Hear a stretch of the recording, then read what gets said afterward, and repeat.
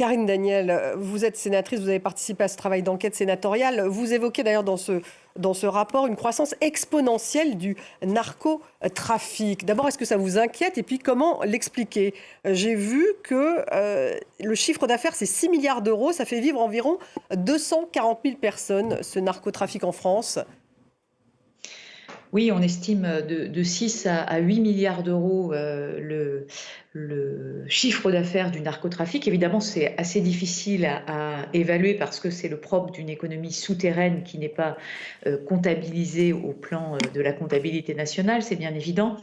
Peut-être pour souligner quand même, dans le cadre de l'arrestation de Mohamed Amra, ce qui n'a pas marché, ce qui a été évidemment cette évasion spectaculaire, mais dire aussi ce qui a marché. Moi, je tiens à souligner le fait que la coopération entre les polices européennes a fonctionné et son arrestation a été permise en Roumanie dans des conditions qu'on peut qualifier d'assez remarquables et d'où l'importance, on tient à le souligner, de la coopération européenne des polices.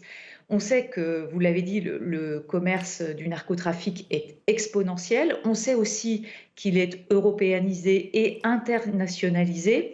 C'est très important et c'est sans doute un volet qu'il nous faut développer, cette coopération entre les polices européennes et internationales. Parce Parce que, qu'elle est insuffisante.